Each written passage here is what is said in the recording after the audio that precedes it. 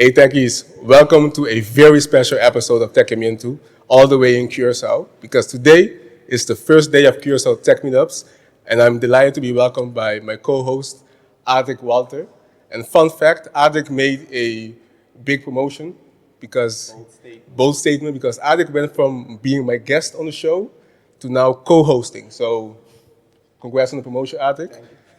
And I don't know about you, but I don't know any better way to kickstart Curaçao Tech Meetups with a day dedicated to our women in tech and leadership. Yes. So before we kick things off, let me quickly thank our sponsors for the day, Curaçao Tech Meetups. Big shout out for inviting us to be a part of this great week. Nova Studios and Quality Caribbean. Thank you so much for supporting us throughout this journey.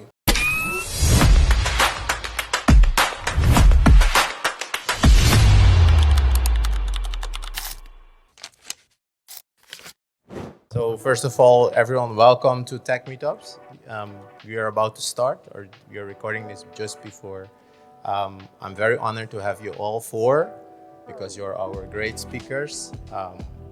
The reason we chose you is because we see a great leader in you, and it's time to shed the lights on the great leadership and show you, and so that other people can also get a big inspiration from you. So welcome, and let's have a great conversation and great tech meetups. Okay, all right. I will introduce all of the ladies today in Tekiamentu. Shall we go with a clock? We start with Miss Jacinta da Silva, Correia. Jacinta da Silva, Correia. Yeah. Welcome. Important person at IBIS Management. Welcome. Thank you. We have Miss Vanessa Torre from Ministry of Economic Development of Curaçao. We had the honor to travel a few times together, even all the way to Dubai. We had great fun. We have Miss Misha van Gelderen at Actual and almost my neighbor. And we have Miss Rejona Royer, also from HBN Law. So welcome. Okay.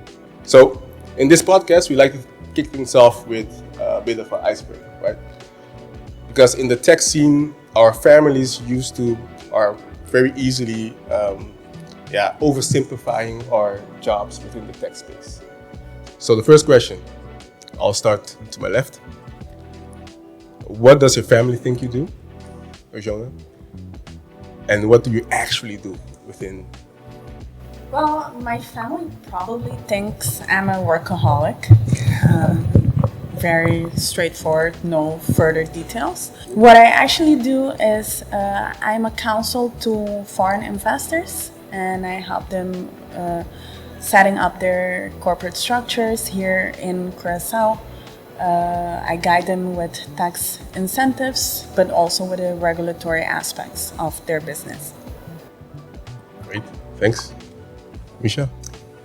Yeah, what my family thinks that I do, I work for a software company, but when they hear the words IT or tech, they think it has something to do with hardware. So they think I work with computers and people with computers. And they have no clue what I'm doing. HR, something with administration of making contracts for people. And I try to share what I'm doing, but my focus is customer experience in a software tech-driven world, making digital journeys, happy journeys for employees and customers. So that's my focus. Really interesting, thanks. To my right? Right. Well, my family knows what I do, and they certainly know that I do anything in tech. So I'm not a tech person, but I work for the government, and I facilitate the people in tech to do business more effortlessly, more efficiently. Nice to have you on board. Last but not least. So probably my family thinks that I just advertise hardware, technology, and code. But no, that's not what I do. I'm a business developer, so I consult on which tools we can use to better our business. And on top of it, I create a marketing strategy. Extensive. Very extensive. You want to do the honors for the second question? Yes, my second question to you is, What do you think is a unique superpower that women here in Curacao bring to the tech and business world? So I would like to ask you, what do you think the superpower is that women here in Curacao bring to the tech and the business world? Of course, this is just, doesn't have to be, you have to go from left to right, of course. So if anyone feels like, hey, this is my time. That's why you're more experienced. if everyone feels like I've been waiting for this moment my whole life, so step up to the mic, and it's we all friends here. So who wants to? I believe it's our perspective, because women have a different perspective than men, but it's vice versa. So we need the male perspective as well. For me, it's all about balance. You can't have only male in the room, and you can't have only female in the room. Very well put. I like that. I like the answer. Okay, it's very interesting because we have the next generation of youth coming along, and we are constantly trying to incentivize them to try to enter the tech world. But we actually see more and more, less and less females entering the tech scene. So my question to you all is, how can we make the tech scene in Curaçao more inclusive to attract more young female IT and the tech enthusiasts that want to learn to code, do AI, or even run a tech business? How do we? Now it starts all with education, to promote it at school, university. I see they are promoting it at the UOC, but also events like this where we as women in tech can share something about our profession. But it is also a kind of promotion, of course, of being a lady in tech. And maybe even a campaign from government to promote this amongst young girls. That this is interesting. This is a nice job to do, work in tech. And it's either as a developer or as an HR manager or everything in between. That's why I also want to add to it. It's not necessarily as hardcore STEM subjects, but you could also work in the tech sector by working in tech adjacent functions. So it doesn't necessarily have to be a software developer or a social media influencer. You could also be a counsel or a policy developer.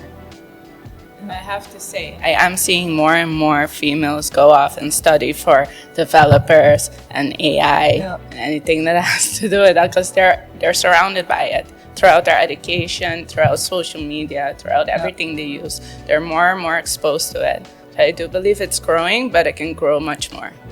Yeah. Yes, exactly. It's definitely growing. So countering what you just said, and I will go later into some data.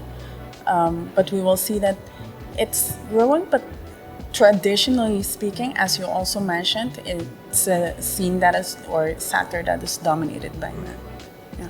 I think as government that is responsible to develop policies, we have to include that in the policy to have more young women, but also other women, elderly women that want to change directions, that they could also get an opportunity to get into the tech area and make it a policy, and that it happens, not by chance, but by design. So you want to have more women in tech, so you have to design the policies to make sure that you get them at, Very well said. At our company, there are less than 10% ladies working, but we're also promoting the jobs under ladies, and hopefully we get more. I just hired one lady, she started today, and hopefully another one will say yes to the offer. Awesome. And then we have some ladies extra at our team. Yeah. One thing I'd like to add, because my best friend is also working in IT, and she is a cybersecurity analyst. And every time I speak to her, I was like, I'm very amazed by how detailed to attention she is. She has very attention to detail, and that makes her very good in cybersecurity, because she thinks, like you said, on a different level than when I would approach certain things. Right? That's maybe exactly the difference between manly approach and approach by women. More detailed. I think that can also be the difference. The thing is that women use both part of their brains. That's the added value of having women in the tech workspace.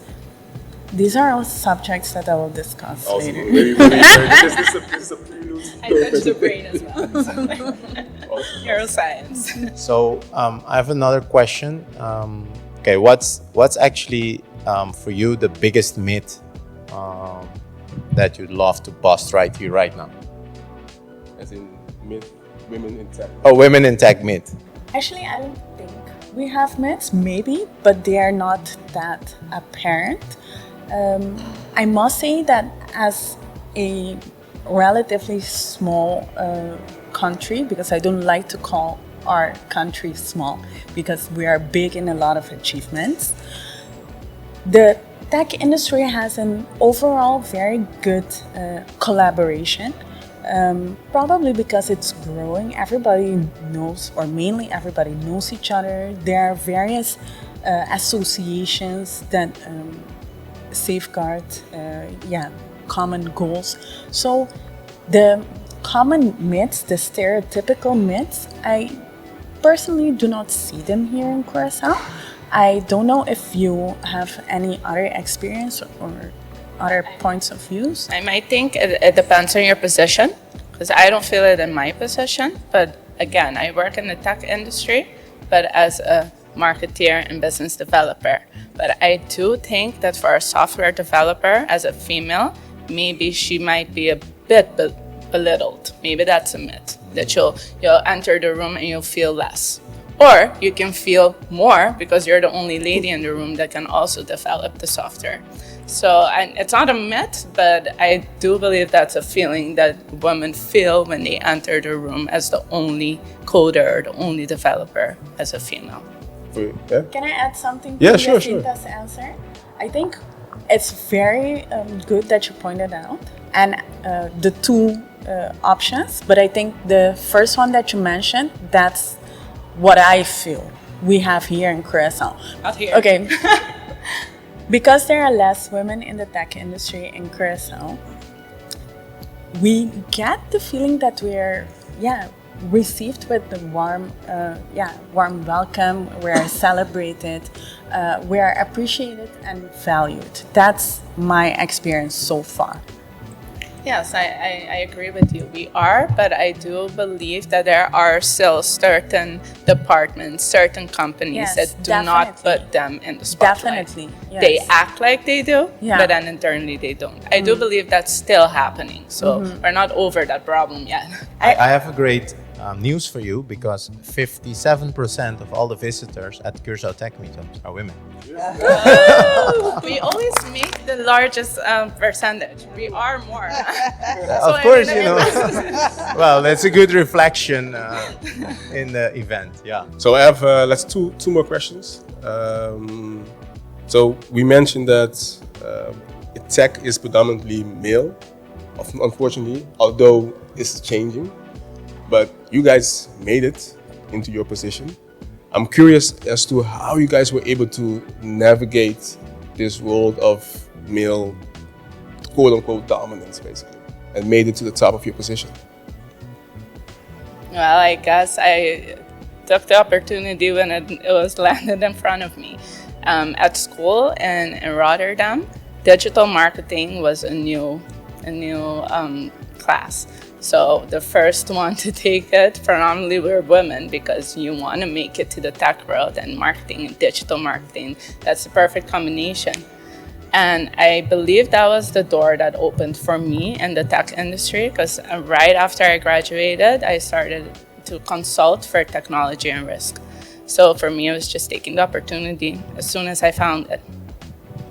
Yeah, the same came on my path.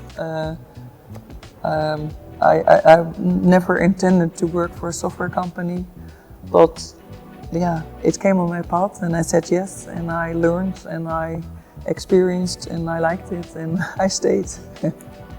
So, yeah. Well, as you know, I work in government, and in our case, government is predominantly female employees in government. And in the top of the government, it's also a very dominant fact that we have more females in the positions of directors or people with, that lead certain departments. So, but you still have to confront the fact that males dominate economic development and dominate the business, the entrepreneurship, the scenery on the island. But I don't see it as a threat or a problem. I am able to connect with men and women very easily in order to be able to do the work and in order to be able to get into a dialogue for certain development. So the same happened in the IT sector, in the tech sector. The national export strategy was developed, and we were able to do that with women and men alike participating very, very, very well. To add to that, technology is constantly evolving. So by the moment we enter this industry after studying, you grow with it. So I think it is the best industry to come in if you want to learn throughout your career. You want to add something, or? Well, I just want to give my contribution, my perspective. Yeah. I started working for tech companies during my studies already. When I came to Curaçao, obviously I had to build up something for myself. So that's where, the idea started. It was completely new, counseling for technology sector. How do I manage everything? Well, it's a continuous, delicate balancing act. It's never a dull moment. There's always something new. So yes. Awesome. So in one sentence, because we are at Curaçao Tech Meetups, and obviously you guys are going to present in a few moments. I want to know, why is presenting at Curaçao Tech Meetups so important for you? It's quick, first thing that comes to mind. I'll start from my left. The importance is to get people more acquainted with technological developments. It's very important to have or organize these types of events because it brings technology, something that may seem very scary and complicated, closer to people who are not active in the tech sector in a very playful way or very low threshold way. So it's actually getting introduced to the industry. That's actually, yes, awareness, let's translate it to getting introduced. Yes. Okay. The word you're looking for is influencing, motivating, and advocating. I don't like any of those words. Inspiring tampoco. Inspiring. No. It's cliche. Let's create a word. That's the business bingo. More acquainted with Acquainted, yes. Yeah, that's a good one. Yeah. Yeah. Misha? For me, the reason I'm here is because I think it's important that we also put the human in the center of this digital world. So that's also the talk that I will be giving, the information that I will share in a bit. Human-centric thinking in this digital age of AI. Well, I agree with what Misha said, and the fact that you make it more accessible for everybody to be able to participate and to learn. And I think that will create more people with an interest in technology, that use technology, but also become an important player in the technology world. And the fact that you are also going towards the Tech Boela, Tech Bo School, Tech Bo Governo, the fact that you are bringing it closer to the community, I think that makes it interesting to be part of Tech Meetups, and I'm very happy and thankful for the invitation. You're welcome. And Tekiamentu. And Tekiamentu. Tekiamentu. And Tekiamentu, yeah. No, what I said, I mean, being an influencer for the next generation and also to motivate others that it's all possible and you just have to believe in yourself and do your best. Doors will open. Nice. So, what a wisdom. I feel we can continue talking for hours here. Thank you so much for your input. we managed and agreed that we would do this one in English so we can tell the world, like I always discuss with Vanessa regarding the policy, we always talk about Singapore, Estonia, and now I want to add Curaçao also in the list, that people will say, hey, the people in Curaçao, we need to keep a better eye on them because, hey, they have some really good leaders, great businesses, happy people, and prosperous. So thank you so much. And also Tekiamentu, thank you. We did a joke during my interview, like, what if we do it at Tech Meetups? But we don't only talk, we do. So here we are, here sitting at the table. So I'm super happy that we are doing this. And later on, they will also continue deep diving with you to have more of your wisdom that we can share to the world. So thank you so much from the bottom of my heart and from also most likely the audience as well. So Thank you. Thank you.